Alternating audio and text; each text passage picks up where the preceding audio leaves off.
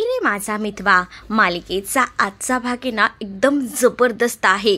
जे काही अर्णवने ठरवलेलं होतं ना ईश्वरीला पाडव्याचं गिफ्ट द्यायचं ते तर त्याने दिलेलंच आहे। चला तर मग हा भाग एन्जॉय करूया, सुरुवात करूया आजच्या भागाला।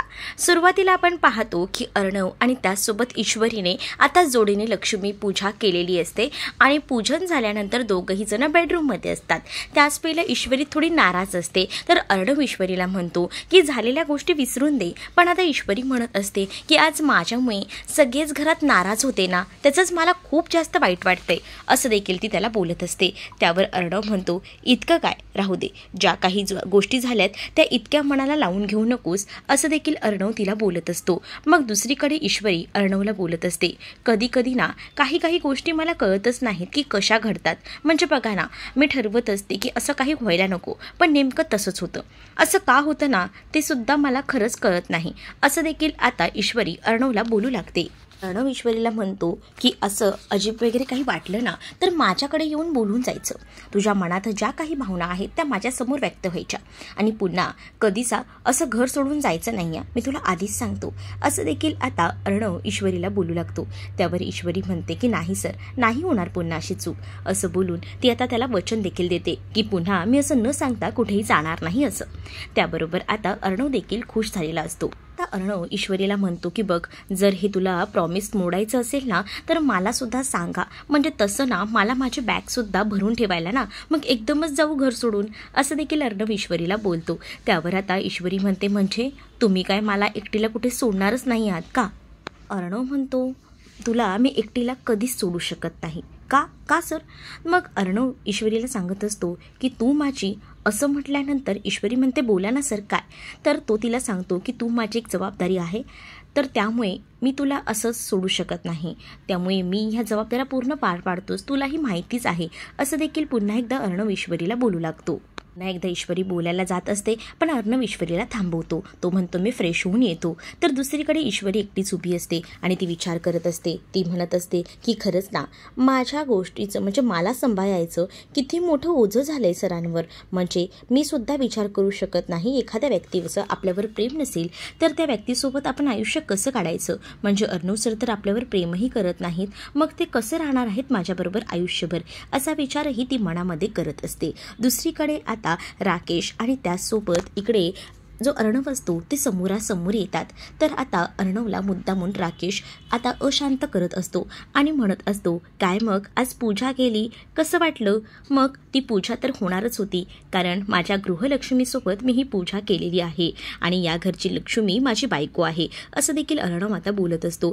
त्यावर मात्र आता अर्णवला राकेश टोमणे मारत बोलत असतो की काय ना, खरं तर ती लक्ष्मी माझी होणार होती, पण कालांतराने तुमचं लग्न झालं आणि त्यामुळे तुझ्या पदरी ती पडली। पण असं समजू नकोस की सगळं काही तुझ्या मनाप्रमाणे झालेलं आहे, कारण ती बायको माझी होणार होती, मिस जिलेबी म्हणजेच माझी इंदोरी जिलेबी आहे ती, आणि ती सहजासहजी मी अशी कोणालाही देत नसतो।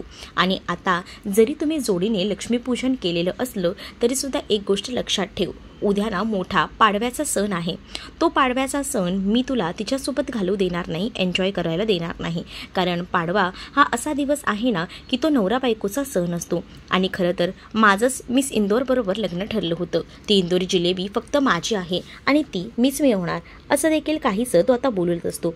पण त्या सगळ्या गोष्टीचा आता अर्णवला राग येतो। अर्णव म्हणतो की मागच्या गोष्टी सगळ्या आठवत आहेत का आठवण करून देऊ तुला, असं बोलून मुद्दामून त्याला चिडवू लागतो। त्यावर राकेश म्हणतो की माझ्या सगळ्या गोष्टी लक्षात आहेत, पण यावेळेला मी ना अशाच गोष्टी विसरणार नाही आहे, कारण मला सगळं काही माहिती आहे। पण मला काही झालं ना तरीसुद्धा ईश्वरीसोबतच उद्या पाडव्याचा सण करायचा आहे आणि तो मी करून दाखवणारच तुला, असं देखील आता म्हटलं जातं। मग या सगळ्या गोष्टी जेव्हा बोलल्या जातात ना तेव्हा अर्णवही खूप जास्त खुश असतो, कारण अर्णवलाही उद्याच्या पाडव्याच्या दिवसाची खास करून जास्त उत्सुकता लागलेली असते, कारण आता राकेशने हे चॅलेंज दिलेलं असतं आणि त्यांचा लग्नात पहिलाच पाडवा हा दिवाळ सण असतो, त्यामुळे आता दोघंही जण तितकेच खुश असतात। तर दुसरीकडे मात्र आता पाहायला मिळतं राकेशला इतकं सगळं बोलून सुद्धा राकेश स्वतःचंच घोडं दामटवत असतो, म्हणजे त्यालाच आता हा दिवाळ सण ईश्वरीसोबत एन्जॉय करायचा आहे आणि ते मी करून राहणारच, असं काहीसं तो आता बोलत असतो। पण इकडे अर्णवने सुद्धा त्याला ओपन चॅलेंज केलेलं असतं आणि तो ओपन चॅलेंज करून तिकडनं निघून जातो। आणि जेव्हा तिकडनं तो निघून जातो ना तेव्हा दुसऱ्या दिवशी सकाळीच डायरेक्ट दाखवलं जातं जातं. ईश्वरी छान पाडव्यासाठी तयार झालेली होती. अर्णवला जाग येते. अर्णव पाहतो तर काय, ईश्वरीने छान ब्लू रंगाची साडी नेसलेली होती आणि त्याच्यासोबत ती उभी होती. आणि त्याच वेळेला आता अर्णव पाहतो आणि तिला म्हणतो की काय आज सकाळी सकाळी रेडी झालीस? हां, आठवलं, पाडवा आहे ना आज, म्हणून रेडी झालीस ना. थांब, मी पण ना पटकन तयारी करतो. काय ना, पाडवा हा सण दोघा नवरा बायकोंचा असतो ना, मग मी सुद्धा तयारी करतो, थांब.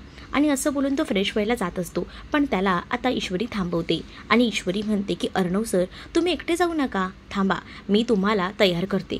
अर्णव म्हणतो म्हणजे मला कळलं नाही. ईश्वरी म्हणते की तो पहिला पाडवा आहे ना आपला, मग पहिल्या पाडव्याला असंच असतं, मी तुम्हाला उठणं लावून देणार आणि तुमच्या अंगावर पाणीसुद्धा घालणार, म्हणजे आपला पहिला दिवाळ सण आहे ना, मग घरातल्यांना तसं दाखवायला हवं ना. आता ती म्हणत असते. जेव्हा आता ती या सगळ्या गोष्टी बोलते तेव्हा अर्णव म्हणतो, अगं पण आपला पहिला पाडवा आहे तर मला तुला गिफ्टही द्यावं लागेल ना. मग ते गिफ्ट नाही दिलं तरी चालेल, असं काही नाही. अर्णव म्हणतो, अगं पण घरच्यांना दाखवायला हवं ना मी गिफ्ट दिला आहे ते, पहिला पाडवा आहे म्हटल्यावर, असं तोही देखील म्हणतो. कारण ईश्वरीच्या मनात त्याला उठणं लावायचं असतं, त्यासोबत त्याचं औक्षण करायचं असं सगळं असतं, पण ती फक्त बहाणा देत असते. तसंच अर्णव देखील तसाच हुशार, तो देखील तिला तसंच म्हणत असतो. अर्णव म्हणतो की ठीक आहे, तू सगळी तयारी कर, मी पटकनच आवरून येतो खाली, मग तुम्हाला उठणं लावून दे. मग ईश्वरी लगेच तयार होते, कारण ईश्वरीला अर्णवला उठणं लावायची घाईजी झालेली असते, कारण तिला सुद्धा हा दिवाळ सण खूप दिमागात आणि उत्साहात साजरा करायचा असतो. त्यामुळे तीही देखील आता अर्णवसोबत हा पहिला दिवाळ सण साजरा करण्यासाठी उत्सुक असते. अर्णव आता तिला बोलतो की तू तोपर्यंत उठणं तयार कर, मी येतो. त्याबरोबर ती खाली जाऊन उठणं तयार करते. ती जेव्हा उठणं तयार करण्यासाठी गेलेली असते तेव्हा मात्र आता इकडे ईश्वरी जी आहे ती छान उठणं तयार करून ठेवते. आणि त्याच वेळेला ना ईश्वरी असं विचार करते की हे उठणं जरा जास्त झालंय का, हे उठणं कमी करूया का. आणि म्हणूनच ना ते उठणं ती कमी करायला जात असते, पण तेवढ्यातच ना मागून तिचा हात धरला जातो. मग तिला असं वाटतं की कोण आलं असेल मागे, तर तिला असं वाटतं की अर्णव आहे, म्हणूनच ती आता हात लावायला जाते. पण तेव्हा तिच्या लक्षात येतं की नाही, हा तर राकेश आहे आणि राकेशने तिचा हात धरलेला असतो. राकेश आता मूर्खासारखा तिचा हात धरतो आणि तिला आता म्हणत असतो की ह्या मुलायम हाताने आज मला तू उठणं लावणार आहेस, आपला पहिला पाडवा आहे ना. ईश्वरी त्याला सांगत असते की माझा हात सोड, परंतु ईश्वरीचा हात काही सोडायला तो तयार नसतो. त्यामुळे आता ईश्वरी त्याला खूप जास्त चिडत असते आणि सांगत असते की प्लीज हात सोडा, पण काही केल्या तो ऐकायला तयार नसतो. तर दुसरीकडे मात्र आता पाहायला मिळतं, राकेश म्हणत असतो की आपला पहिला दिवाळ सण आहे, मग तू मला उठणं लावायलाच हवं, यात मुलायम हाताने मला उठणं लाव, असं देखील तो बोलून तिचा हात आपल्या गालावर घेऊन चाललेला असतो. ईश्वरीला या सगळ्याचा खरं तर खूप जास्त राग आलेला असतो. त्याने तिचा हात धरलाय, या सगळ्याच गोष्टी तिला सहनही होत नसतात, तरीसुद्धा ती आता कसं बसं ते सगळं सहन करत असते. कारण घरात जर तिने कांगावा केला तर ह्याचा आवाज सगळ्यांना जाऊ शकतो, हे सुद्धा तिला माहिती आहे. म्हणूनच ती काही केल्या शांत बसायचा प्रयत्न करत असते. पण दुसरीकडे आता तिला त्याला स्पर्शही करायचा नसतो. तेवढ्यातच तिथे आता राकेशच्या हात अडवायला अर्णव आलेला असतो. अर्णव तिथे येतो आणि अर्णव तो हात घेऊन त्याचा हात तिथे जोरात झटकतो आणि त्याचबरोबर ईश्वरीला तो मागे करतो. ईश्वरीला बरं वाटतं की त्यावेळेला अर्णव तिथे आलेला आहे, तिला थोडं बरं वाटलेलं असतं. पण इकडे मात्र आता अर्णव त्या राकेशचा हात धरतो आणि तुझी हिंमत कशी झाली, त्यावर ईश्वरी अर्णवला सांगत असते, हा नराधम आहे, ह्याला असं सोडू नका सर, कारण ह्याने आज मला पुन्हा स्पर्श करायचा प्रयत्न केलाय, असं देखील आता ईश्वरी बोलू लागते. त्यावर अर्णव म्हणतो की तुला उठणंच लावून घ्यायचंय ना, आणि ईश्वरीच्या हातात जी उठण्याची वाटी असते ना ती ते सगळी त्याच्या अंगावर टाकतो आणि म्हणत असतो घे हे उठणं. आणि ईश्वरीला तो ओपन चॅलेंज देत असतो, म्हणजेच ईश्वरीला सांगत असतो की तुला पाडव्याचं गिफ्ट हवं आहे ना, तुला पाडव्याचं गिफ्ट मी देतो. आणि असं बोलून तो म्हणू लागतो की आज नाही रात्रीपर्यंत सगळ्यांसमोर ह्याला तुझ्या पायावर झोकवलं ना तर माझं नाव देखील अर्णव राजाध्यक्ष मी लावणार नाही, हेच माझं पाडव्याचं तुझ्यासाठी असलेलं हे गिफ्ट आहे, असं देखील अर्णव आता बोलू लागतो. त्यावर आता हे सगळं काही राकेशच्या बाबतीत झालेलं असतं, त्यामुळे राकेश भयंकर चिडलेला असतो. पण त्यावेळेला ईश्वरीने अर्णवचा हात हातात धरलेला असतो, त्यामुळे आता अर्णवने सुद्धा त्या राकेशला चांगलंच ओपन चॅलेंज केलेलं असतं. त्यामुळे आता अर्णवने तर तो मान पटकावलेला असतो जो रात्री अर्णवने राकेशसोबत चॅलेंजमध्ये लावलेला होता. कारण अर्णव बोललाच होता की शेवटी माझी बायको आहे आणि मी तिच्याकडनं उठणं लावून घेणारच, आणि जे राकेशला उठणं लावायचं होतं ते तर चांगलंच आता अर्णवने लावून दिलेलं असतं. त्यामुळे अर्णव जेव्हा हे सगळं काही करतो ना तेव्हा इशूला खूप जास्त बरं वाटतं, म्हणूनच इशू शांत असते. अर्णव खास करून तिला शांत करत असतो. कारण जेव्हा राकेशने तिच्यावर हात टाकलेला होता तेव्हा ती पॅनिक झालेली होती आणि पॅनिक झालेल्या ईश्वरीला शांत करण्याचं काम अर्णवचंच असतं. अर्णव आता राकेशला म्हणतो की तू पुन्हा जरा मला जर दिसलास तर लक्षात ठेव, पण आज तुला माझ्या ईश्वरीच्या पायाशी तुला नाक घासायला लावणारच असं देखील त्याने म्हटलेलं असतं. आणि जेव्हा हे सगळं बोललेलं असतं तेव्हा राकेशही म्हणतो बघतोच मी कसं सगळं पूर्ण होतं ते. राकेशलाही काही वाटत नसतं. राकेशही म्हणतो की ठीक आहे, मी हे सगळं करायला तयार आहे, बघूयास ना कोण कोणाचे पाय घासतं ते, असं देखील हा राकेश जो आहे तो बोलू लागतो. राकेश असं बोलतो आणि तिकडनं लगेचच आपलं तोंड वगैरे धुण्यासाठी निघून जातो. तर ईश्वरी आणि अर्णव तिथेच असतात. तर अर्णव ईश्वरीला रडत असताना थांबवतो आणि तू आता टेन्शन घेऊ नकोस, आज रात्री तुला पाडव्याचं गिफ्ट मी देणार आहे आणि तुला सांगितलेल्याप्रमाणेच. आणि त्यामुळे आता ईश्वरी थोडी शांत असते.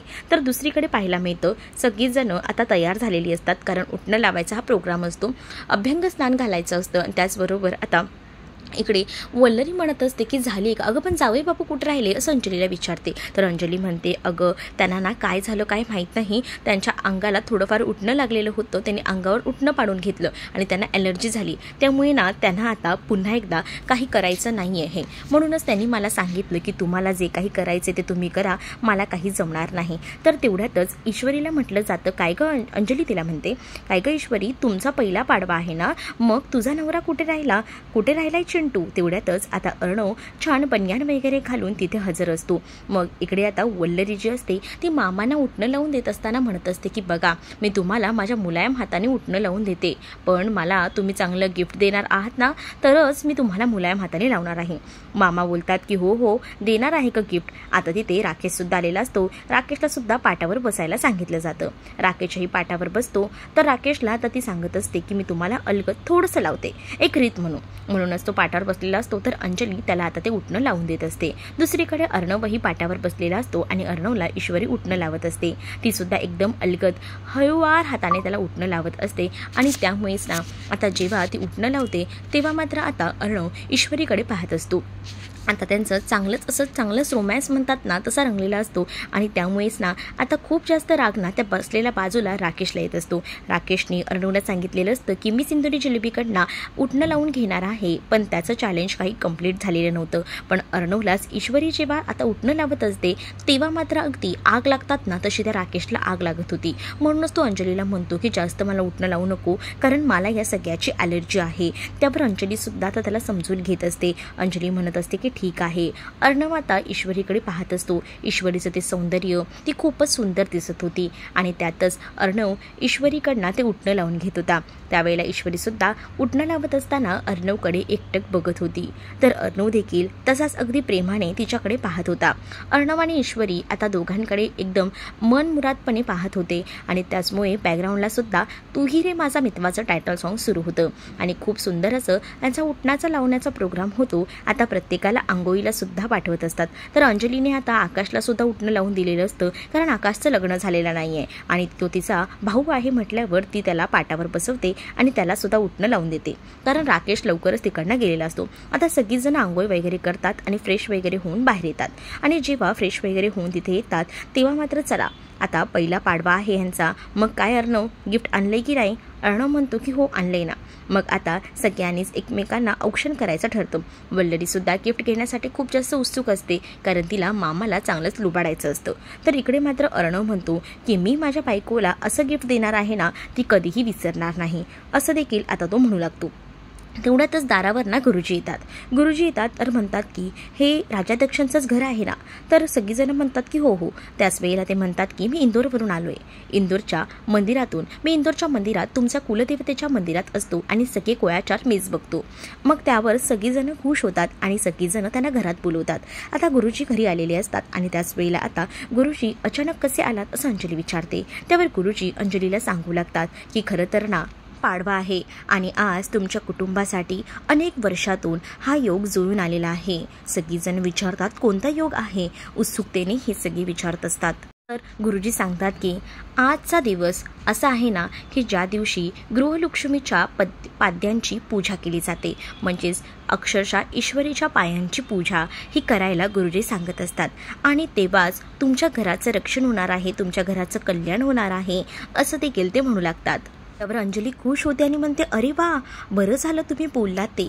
काय ना, आमच्या अर्णवचं ना हल्लीच लग्न झालं आहे आणि ही बघा, ही त्यांची बायको आहे, आमच्या घरची गृहलक्ष्मी आहे. सांगा ना, मग मी केली तर चालणार आहे का ही पूजा? तर आता गुरुजी म्हणतात की नाही, ही पूजा तुम्ही नाही करू शकत. गुरुजी म्हणतात की बघा, या मुहूर्तावर ही जी पूजा करायची असते ना घरातल्या गृहलक्ष्मीची, ती घरातल्या पुरुषांनी करायची असते. असं आता गुरुजींनी म्हटल्याबरोबर राकेशच्या सुद्धा लक्षात येतं. तर दुसरीकडे ईश्वरी आणि अर्णव एकमेकांना इशारा करत असतात, कारण ईश्वरीच्या लक्षात आलेलं असतं की अर्णवने जे सांगितलेलं होतं ते चक्क अर्णव आता हे सगळं काही पूर्ण करतोय. त्यामुळे आता सगळीजण वेगळ्याच नजरेने पाहत असतात, कारण गुरुजींनी सांगितलेलं असतं की घरातल्या पुरुषांनी ही पूजा करायची आहे. अर्णव आता ईश्वरीकडे पाहत असतो. तर पुढील भागामध्ये पाहायला मिळतं, जसं अर्णवने ईश्वरीला सांगितलेलं असतं, सगळ्यांसमोर राकेशला तुझ्या पाय धरायला लावेल, आणि अगदी तसंच झालेलं असतं. अर्णवने आता सगळ्यांसमोर राकेशला ईश्वरीचे पाय धरायला लावलेले असतात आणि पायाची पूजासुद्धा करायला लावलेली असते. त्यामुळे आता ईश्वरी भलतीच अर्णववर खुश असते आणि अर्णवला ईश्वरी म्हणत असते की अर्णव सर, तुम्ही ना आज मला पाडव्याचं जे गिफ्ट दिलं आहे ना, ते मी कधीही विसरू शकत नाही. इतकं भारी गिफ्ट मला तुम्ही दिलेलं आहे, असं देखील आता म्हटलं जात असतं. आणि त्याच वेळेला आता पुढे मात्र पाहायला मिळतं, अर्णवला ईश्वरी म्हणत असते की सर, मला सांगा ना, तुम्हाला रिटर्न गिफ्ट म्हणून काय देऊ? त्यावर आता रिटर्न गिफ्ट मला ना रात्री झोपताना, असं बोलून तो थांबतो. त्यावर ईश्वरी म्हणते, सांगा ना, रात्री झोपताना काय? त्यावर आता अर्णव शांत असतो. तर दुसरीकडे मात्र आता ईश्वरीच्या पायाला जे कुंकू लावायला सांगितलेलं असतं ना, ते सगळं काही राकेशच्या हाताला लागलेलं असतं आणि राकेशला या सगळ्याचा राग आलेला असतो. कारण राकेश म्हणत असतो की मी जे ठरवलं होतं ते झालं नाही आणि मला आज त्या ईश्वरीच्या पायाखाली झुकायला लागलं, आणि ते सुद्धा त्या अर्णवमुळे. पण अर्णव, तुला मी सोडणार नाही. आज जसं हे कुंकू मी असं लावून दिलं आहे ना, तसं लवकरच तुला सुद्धा संपवेन, असं काहीच आता तो बोलू लागतो. आणि जेव्हा हे सगळं काही तो बोलतो ना, तेव्हा मात्र राकेश एकदम सुडभावनेने हे सगळं बोलत आहे. नक्कीच मला कमेंटमध्ये सांगा आणि अशाच नवनवीन भागांसाठी आपल्या चॅनलला सुद्धा सबस्क्राईब नक्कीच करा. चला तर मग, व्हिडिओ आवडला असेल तर व्हिडिओला लाईक करायला विसरू नका. भेटूया पुढच्या भागात. तोपर्यंत टाटा, बाय बाय.